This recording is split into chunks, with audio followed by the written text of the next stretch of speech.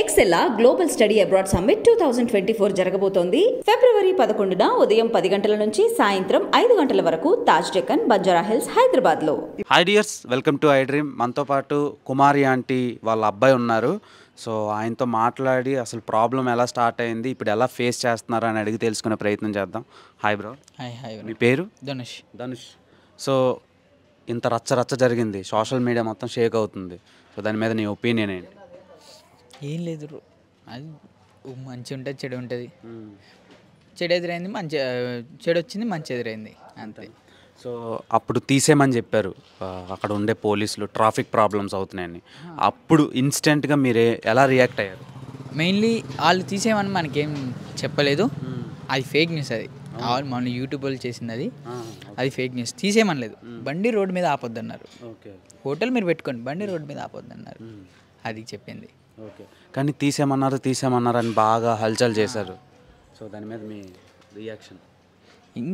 తెలియక బ్రో, తెలియక. అండ్ ఆ ఇష్యూ సీఎం వరకు వెళ్ళింది. సో సీఎం వరకు వెళ్ళి అక్కడ నుంచి వచ్చిన ట్వీట్తో మీరు కానీ మీ సిస్టర్ కానీ ఎలా ఫీల్ అయ్యారు? హ్యాపీగా. సో బేసిక్గా ఒక 13 ఏళ్ళ ముందు నుంచి మీరు అక్కడ బిజినెస్ స్టార్ట్ చేశారు. తెలుసా మీ మదర్, అంటే మీకు ఊహ తెలిసినప్పటి నుంచి చేస్తున్నారు? నాకు అప్పుడు 6 ఇయర్స్ అనుకుంటా, అప్పటి నుంచి. ఓకే, అప్పటి నుంచి వర్క్ చేస్తున్నారు ఆవిడ. సో మామూలుగా వీళ్ళు 20 లక్షలు 30 లక్షలు రకరకాలుగా మాట్లాడుతున్నారు. ఎంత బ్రో అసలు ఇన్కమ్ స్ట్రాటజీ? మీకు వచ్చే ఇన్కమ్ ఎంత? మమ్మీ చెప్పారు కదా, 60, 70, అంతకు మించి రావు. అంతే, 60, 70 మొత్తం కౌంటర్ అయ్యేది. మిగిలియి అంటే పెర్ డే 60,000 నుంచి 70,000.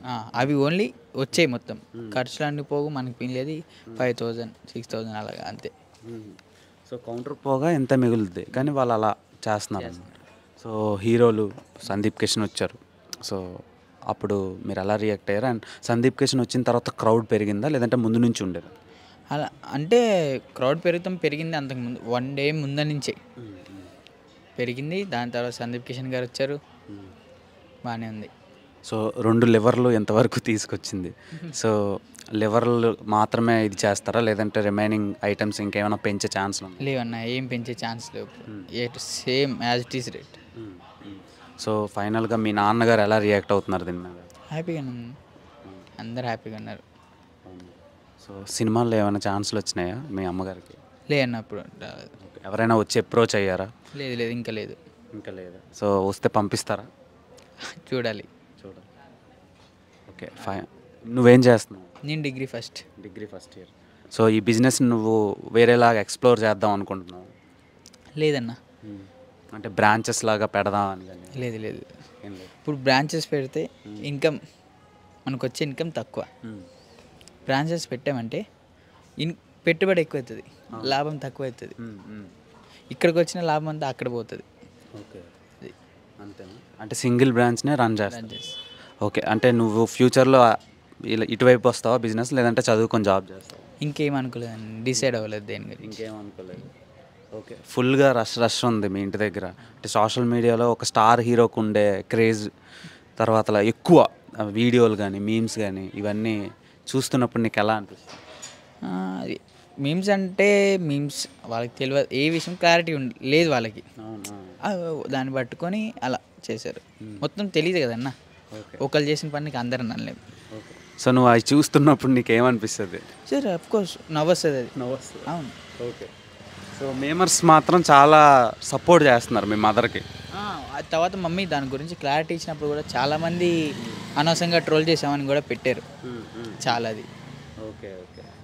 సో ఫైనల్గా ఈ ఇష్యూ మీద 1 wordలో చెప్పాలంటే ఏం చెప్తావు? 1 word అంటే అదే మీ అందరి సపోర్ట్ వల్ల అనేది అంతా, అంతే. ఓకే.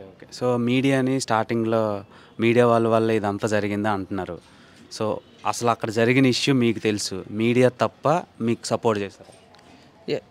ఫ్రాంక్గా మాట్లాడుకో, మీడియా తప్పంటలేదు, ఒప్పే 99% 1% తప్పు ఉంది. ఎక్కడంటే మన ట్రాఫిక్ వల్ల.